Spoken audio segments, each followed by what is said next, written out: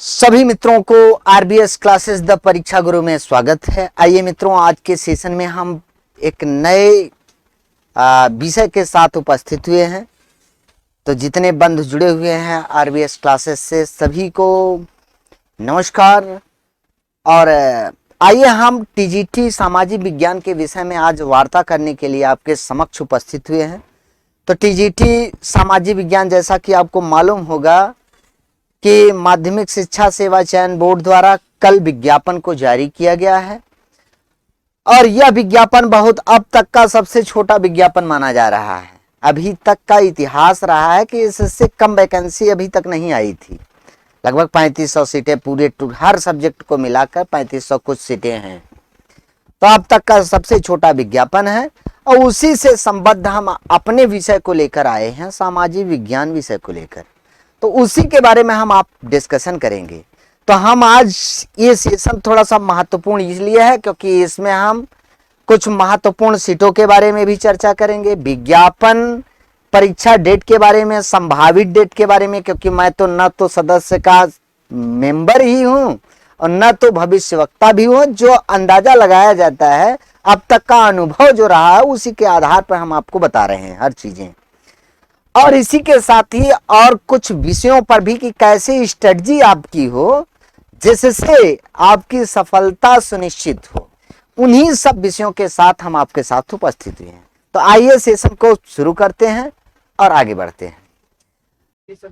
आइए आज हम आपको परिचय कराते हैं आरबीएस क्लासेस की उत्तर प्रदेश की सबसे बेहतरीन टीम से, जो टीजीटी पीजीटी के लिए एक विशेष पहचान रखती है। इसी के क्रम में पहला नाम आता है तो हिंदी में जोशीला सर का नाम आता है, जो कई वर्षों का अनुभव है, जो इस फील्ड में काम कर चुके हैं और कई संस्थाओं का अनुभव है। जोशीला सर, जिनका एक चयन दिलाने का एक विशेष ट्रिक है इनके पास। इसी के क्रम में मनीष शुक्ला सर हैं, ये मैथमेटिक्स में अपने आप में एक विद्वान है और इनका आप वीडियो देखेंगे तो स्वयं आकलन करेंगे कि हाँ, ये चीज क्या है। अर्थात ये मैथमेटिक्स को, जो जिस रूप में मैथमेटिक्स को जाना जाता है कि बहुत कठिन है, उसे सरल रूप में प्रस्तुत करने वाले कौन है? मनीष शुक्ला सर है।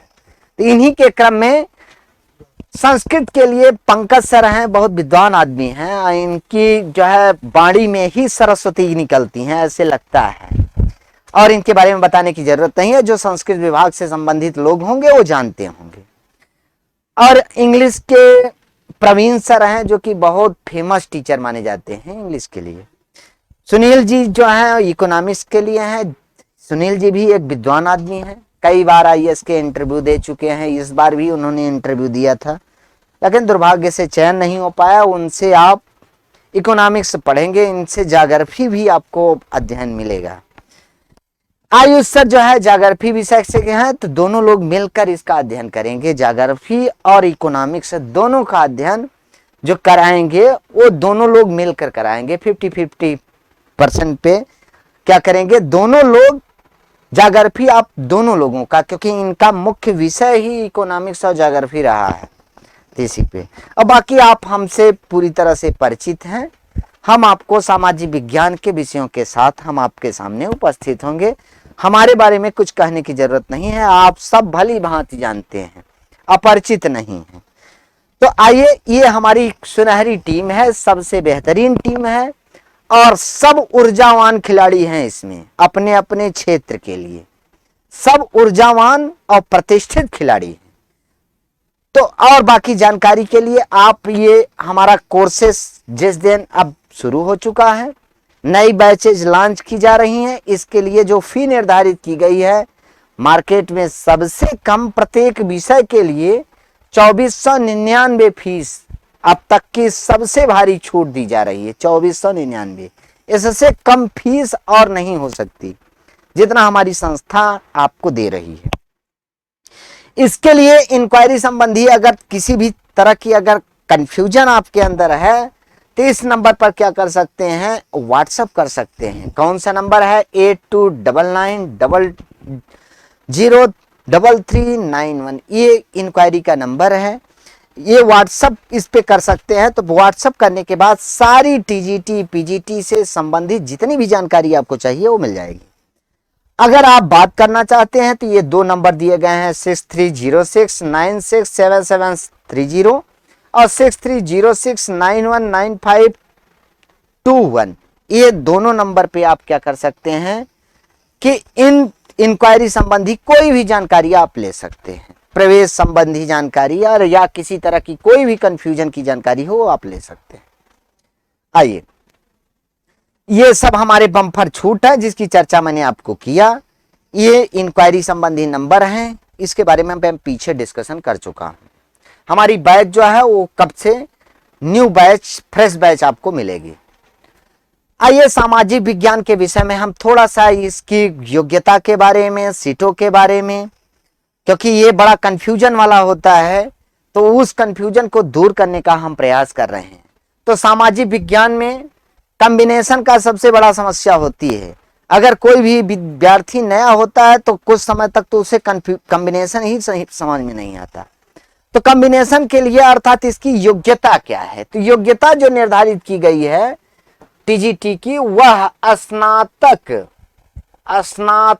प्लस बीएड यह इसकी योग्यता है, टीजीटी के लिए है। ये जो भी चर्चाएं हो रही हैं टीजीटी के लिए है। तो इसकी योग्यता क्या होना चाहिए, स्नातक प्लस बीएड।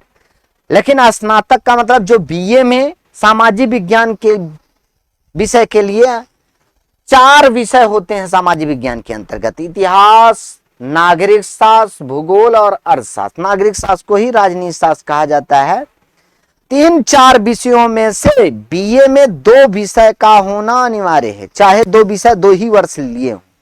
अर्थात बीए में 2 वर्ष या 3 वर्ष 2 वर्ष हो तो क्या माना जाएगी, इसकी योग्यता सामाजिक विज्ञान की आप फुलफिल करते हैं। अर्थात 3-4 विषयों में से बीए में 2 विषय का होना अति आवश्यक है। ठीक है, यदि आपका बीए में 2 विषय इन 4 में से 2 विषय में है, 2 विषय से आप स्नातक हैं तो आप सामाजिक विज्ञान के लिए योग्य हैं। या अगर नहीं है तो जिन भाई बंधुओं ने एकल सब्जेक्ट से बीए किया है, एकल सब्जेक्ट से, मान लीजिए कि किसी का ऐसा होता है कि जल्दीबाजी में सब बीए करते हैं, तो आपका इतिहास, जैसे इतिहास में बीए है और कोई इन 4 सब्जेक्टों में नहीं है, तो क्या कर सकता है, नागरिक शास्त्र, भूगोल, अर्थशास्त्र आदि से क्या कर सकता है, एकल सब्जेक्ट से बीए कर सकता है। द्विवर्षीय बीए होता है, तो द्विवर्षीय बीए कर सकता है। और जो द्विवर्षीय बीए किया हुआ है वह भी एलिजिबल माना जाएगा। यह तो रहा अनिवार्यता, अर्थात यही चीज लिखा गया है, स्नातक में इन 4 विषयों में से कोई 2 विषय होना अनिवार्य है। कौन कौन से 4 हैं, इतिहास, नागरिक शास्त्र, भूगोल और अर्थशास्त्र। बीएड की अनिवार्यता है ही है। जो टीजीटी में सामाजिक विज्ञान की कुल सीटें हैं, बालक वर्ग की जो कुल सीटें निर्धारित अभी आई हैं नए विज्ञापन में, 337 सीटें हैं। कितनी सीटें हैं, 337, जिसमें से 156 सीट जनरल के लिए है, 103 सीट ओबीसी के लिए, 77 सीट जो है एससी के लिए है और 1 सीट एसटी के लिए है। यह क्या है, यह सीटों का आवंटन किया गया है। तो जो जनरल को सीट मिल रही है कितनी, 337 में से 156 सीट जनरल को मिल रही है, ओबीसी को 103 सीट मिल रही है, एसटी को 77 सीट आई है, निर्धारित की गई है, और एसटी को 1 सीट निर्धारित की गई है। ये तो रहा बालक वर्ग के। बालिका वर्ग में देखा जाए तो 46 सीटों का निर्धारण किया गया है। बालिका के लिए 46 सीटें आई हैं, जिसमें से 28 जनरल की सीटें हैं, 17 ओबीसी की सीटें हैं, 1 एससी की सीटें हैं और 0 एसटी की सीटें हैं, अर्थात एसटी की कोई सीट नहीं है। ये बालिका का। तो अगर देखेंगे तो 337 और प्लस 46 जोड़ दीजिए, अर्थात आप देखेंगे तो 383 जो सीटें हैं, 383 टोटल सामाजिक विज्ञान की सीटें हैं। अर्थात बालक और बालिका को मिला दिया जाए तो कुल सीटों की संख्या कितनी है, तो 383 सीटें हैं, बालक और बालिका दोनों के लिए। तो बालक और बालिका दोनों के लिए कितनी सीटें हैं? 383 सीटें निर्धारित की गई हैं, बालक और बालिका दोनों के लिए ना। तो ये आपके सामने ये सामाजिक विज्ञान विषय से संबद्ध जानकारी है।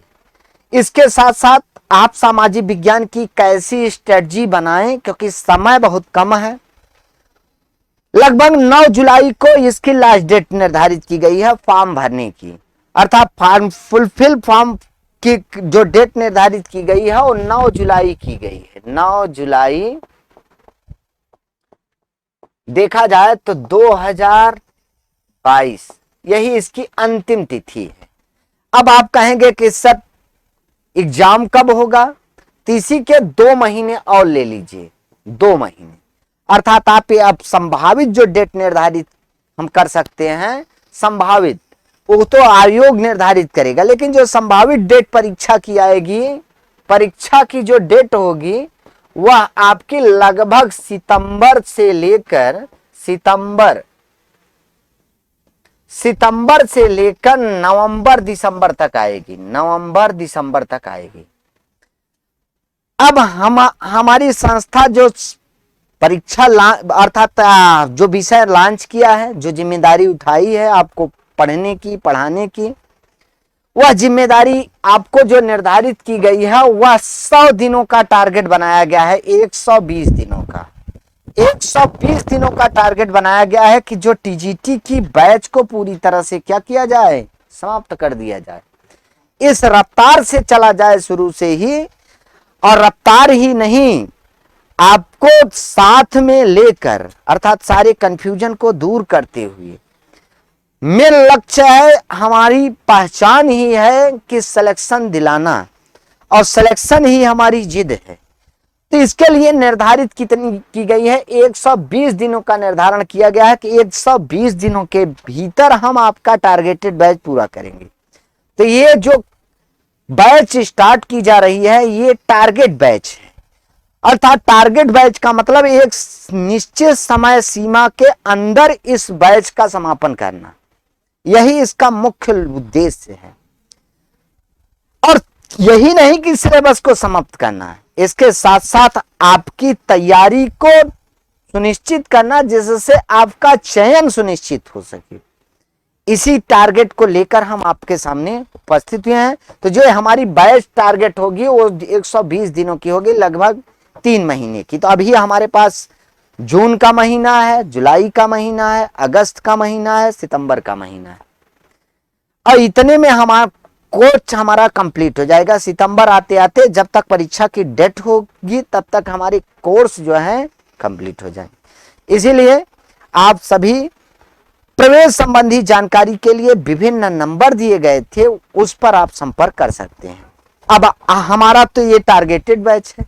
अब आपको क्या करना है? आपको ऐसी स्ट्रेटजी आज से ही बनाना है जिससे आपका चयन सुनिश्चित हो सके। अर्थात चयन सुनिश्चित करने के लिए, जैसे लाक ने यह कहा है, श्रम का सिद्धांत दिया है। किसने? लाक ने श्रम का सिद्धांत दिया है। लाक एक विचारक थे और लाक ने श्रम का सिद्धांत दिया है, श्रम का सिद्धांत।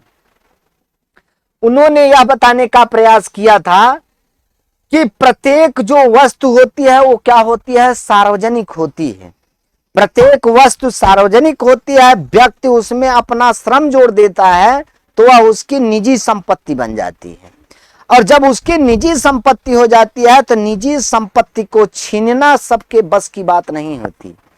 इसीलिए ये जो सीटें हैं आपकी लगभग 483, जिसमें 383, जिसमें बालक और बालिका दोनों हैं, तो ये सीटें जो हैं वो सार्वजनिक हैं। अब इसमें जितना जो लेबर कर सकता है, जितना जो श्रम जोड़ सकता है, श्रम का मतलब यहाँ फरसा कुदार नहीं चलाना है, यहाँ आपको केवल पढ़ाई करनी है। तो जो व्यक्ति इसमें अपनी पढ़ाई से, अपनी मेहनत के दम पर अपने श्रम को इस सार्वजनिक पदों में जोड़ देगा और उसमें से उसकी सीट, एक सीट उसकी हो जाएगी। तो इसीलिए आप लोग ऐसी स्ट्रेटजी बनाइए, हम तो बनाएंगे ही, आप ऐसी स्ट्रेटजी बनाइए जिससे आपका चयन सुनिश्चित हो सके। इसी के लिए हम कुछ आपको सुझाव देना चाहते हैं कि आज से ही यह वीडियो देखने के बाद अपनी स्ट्रेटजी स्वयं से बनाइए और कम से कम 6 घंटे पढ़ने का प्रयास कीजिए, अर्थात 3 घंटे सुबह 3 घंटे शाम, या जब आपको समय मिले। दोपहर में मिले दोपहर को पढ़िए, रात को मिले रात को पढ़िए, भोर में पढ़िए, लेकिन 6 घंटे आप पढ़िए। आप 6 घंटे सुनिश्चित कीजिए कि मुझे टीजीटी इस बार चयन पाना ही है, पाना ही है। और जब आप यह चयन सुनिश्चित कर लेंगे तो आपके स्वयं रास्ते खुलते चले जाएंगे, क्योंकि सामाजिक विज्ञान में कंपटीशन सबसे ज्यादा है। सबसे ज्यादा कंपटीशन सामाजिक विज्ञान विषय में ही है, और उस कंपटीशन को आप आसानी से पार कर सकते हैं, उस कंपटीशन को आसानी से सरल बना सकते हैं, आसानी से अपना चयन सुनिश्चित कर सकते हैं। इसके लिए मेहनत ही है। तो 6 घंटे का मेहनत कीजिए, जो पढ़ाया जाए उसे पढ़िए और ज्यादा से ज्यादा क्वेश्चन सॉल्व कीजिए। इसके अलावा आपको कुछ नहीं करना है, और बाकी सारा काम हमारा होगा। आपका काम केवल और केवल जो बताया जाए उसी को आपको रिपीट करना है। तो यही आपकी स्ट्रेटजी होनी चाहिए कि 6 घंटे आप पढ़िए, और 6 घंटे पढ़ने के साथ साथ आप अच्छी किताबों का कलेक्शन कीजिए। जैसे इतिहास की ऑथेंटिक किताबें पढ़िए, इसके साथ नागरिक शास्त्र की ऑथेंटिक किताबें पढ़िए। ये ऑथेंटिक किताबें आप पढ़ेंगे तो ज्यादा बेहतर आपको स्ट्रेटजी मिलेगी। ऑथेंटिक किताबों के लिए हम बता सकते हैं कि कुछ, जैसे इतिहास की जो किताबें पढ़ना चाहते हैं, इतिहास के 3 पार्ट हैं। इतिहास में 3 पार्ट हैं। एक है प्राचीन भारत का इतिहास है,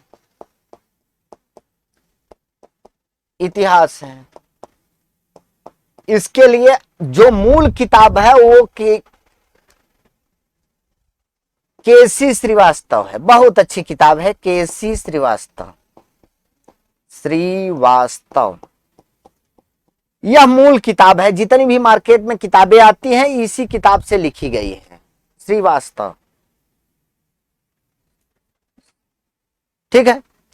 मध्यकालीन इतिहास जो लिखा जाता है, मध्यकालीन भारत का इतिहास, मध्यकालीन इतिहास, इसकी अगर आपसे किताब पूछा जाए तो ये सबसे अच्छी किताब जो मानी जाती है वह हम कह सकते हैं हरिश्चंद्र वर्मा की मानी जाती है। हरिश्चंद्र वर्मा की किताब मानी जाती है, अच्छी किताब है ना। या एल.के. शर्मा की मानी जाती है, ये भी अच्छी किताब मानी। इसके साथ आधुनिक भारत का इतिहास है, यह भी बहुत इंपॉर्टेंट है। आधुनिक भारत का इतिहास, आधुनिक भारत का जो इतिहास है यह पढ़ना चाहते हैं तो इसमें 2 किताबें, एक राष्ट्रीय आंदोलन का लेना पड़ेगा, राष्ट्रीय आंदोलन। तो राष्ट्रीय आंदोलन के लिए आप ले सकते हैं किसका, विपिन चंद्रा का ले सकते हैं, विपिन चंद्र का ना। और जो एक बी.एल. ग्रोवर का ले सकते हैं, बी.एल. ग्रोवर, बहुत स्टैंडर्ड किताब है ग्रोवर की। इसके साथ साथ स्पेक्ट्रम, इतिहास की स्पेक्ट्रम आती है, अच्छी किताब है, इसे भी आप ले सकते हैं। तो इतिहास के लिए बस इतनी ही किताबें आप पढ़ लीजिए, बहुत पर्याप्त है। ठीक है। ये थोड़ा सा केसी श्रीवास्तव थोड़ी मोटी जरूर पड़ेगी, लेकिन अगर आप पढ़ेंगे तो सारी मैटर आपको मिलेंगे। मार्केट में जितनी भी किताबें आई हैं इसी को आधार बनाकर लिखी गई। ठीक है। तो आइए, ये चीजें किसके बारे में है, ये इतिहास के बारे में। राजनीति विज्ञान के किताबों के बारे में आप देख सकते हैं। तो राजनीति विज्ञान के बारे में आप देखेंगे, राजनीति के बारे में, तो राजनीति के बारे में आप ले सकते हैं पुखराज जैन, ले सकते हैं पुखराज जैन ले सकते हैं। किसको,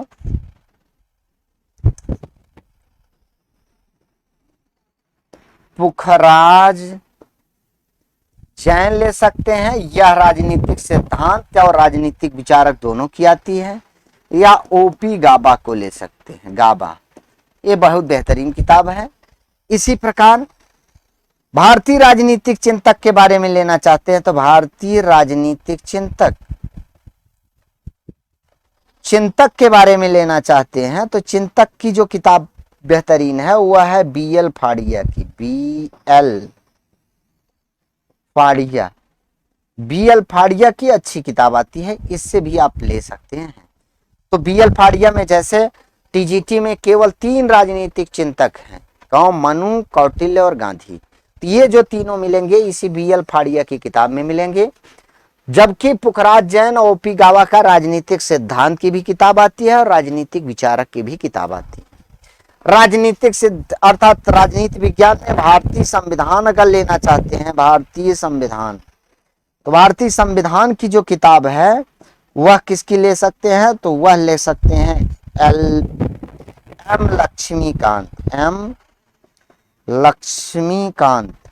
एम लक्ष्मीकांत की किताब आप ले सकते हैं। यह अच्छी किताब है, भारतीय संविधान की सबसे बेहतरीन किताब है। ये छोटे से कॉलम में आप लिख सकते हैं, इसे खरीद कर देख सकते हैं। कोई भी किताब खरीदने से पहले एक बार उसे आप किताब की दुकान पर ही पढ़ लीजिए। तो इसी के साथ हम अपने सेशन को, क्योंकि छोटा सा पार्ट हमें बताना था लेकिन अब सेशन वीडियो ज़्यादा बड़ा हो जाएगा, इसीलिए हम आज आपसे यहीं विदा लेंगे। अगले सेशन में आएंगे तो पठन पाठन के साथ आएंगे। तब तक जितने बंधु जुड़े हुए हैं सभी को बहुत बहुत धन्यवाद।